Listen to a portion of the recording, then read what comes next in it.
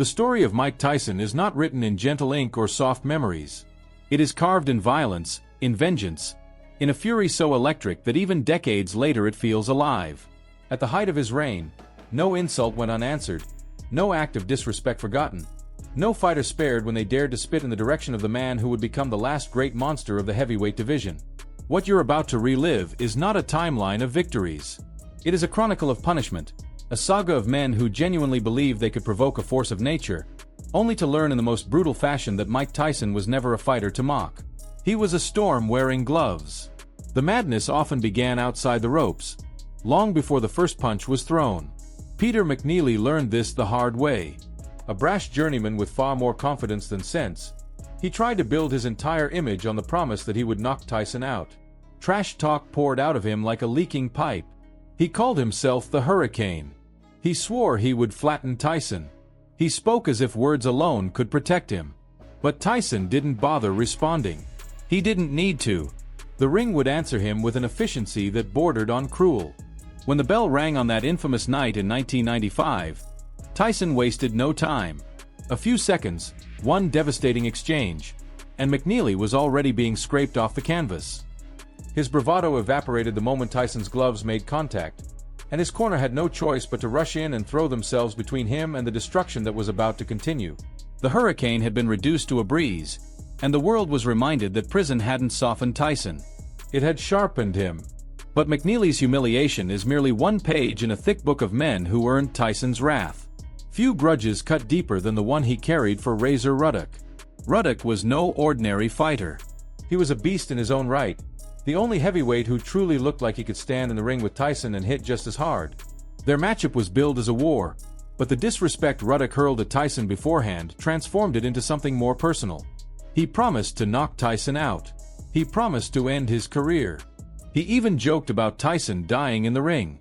And when the two finally stepped under the lights, you could feel the hatred radiating from Tyson like heat off metal.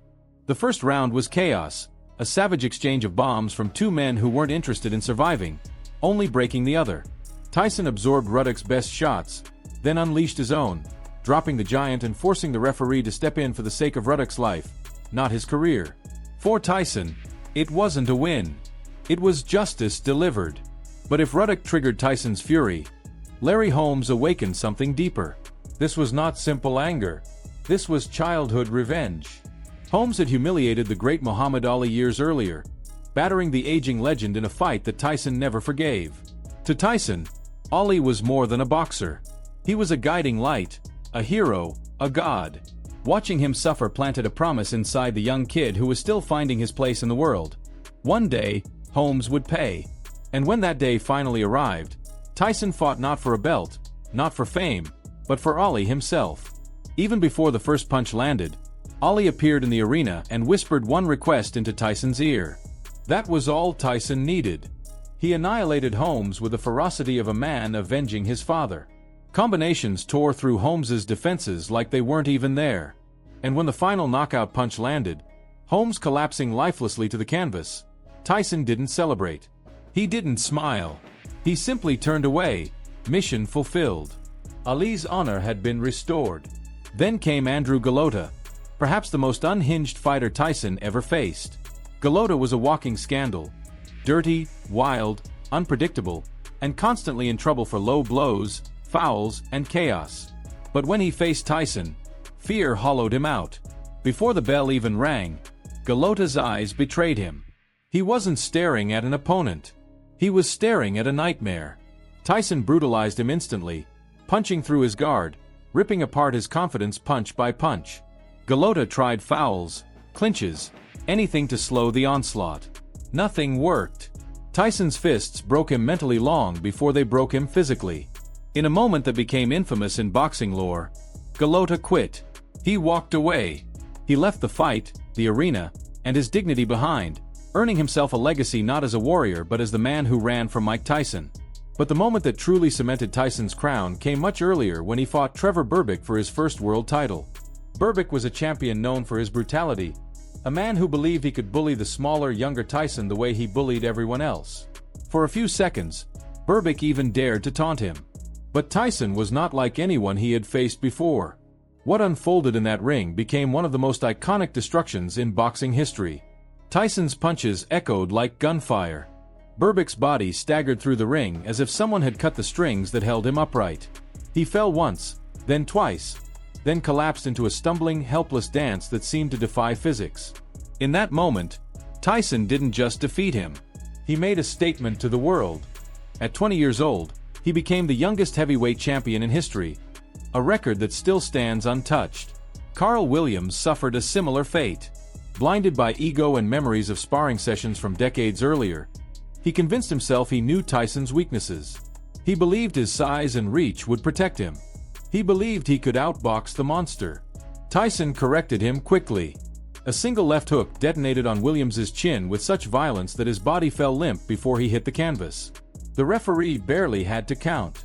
The fight was over almost as soon as it began. Another reminder that disrespecting Tyson meant stepping into a battle you could not possibly win. Frank Bruno, too, discovered the deadly truth. The towering British giant believed his strength could withstand Tyson's power. And for a brief moment, Bruno landed a punch that staggered the champ, giving fans a flash of hope. But Tyson, fueled by a rage only he could understand, came back harder, faster, more ferocious. Combinations rained down with surgical precision. Bruno's face told the story long before the referee waved the fight off. Tyson wasn't simply beating him. He was erasing his resistance. And finally, the tale circles back to Peter McNeely, the loudmouth who claimed he'd roast Tyson like a pig. His bold prediction remains one of the most unintentionally comedic boasts in boxing history. Because once Tyson unleashed that first barrage, McNeely's only hope was survival, and even that slipped away. His corner ended the massacre to spare him from the inevitable. All these stories share one truth. Disrespect was the fuel that powered Mike Tyson's most terrifying performances. Each opponent became a symbol of something Tyson needed to destroy: arrogance, cruelty, dishonor, or the ghost of past pain. And every time, without fail, he delivered punishment so decisive that it became legend. Now the question turns to you. Which Tyson fight do you believe represents his most iconic moment of revenge?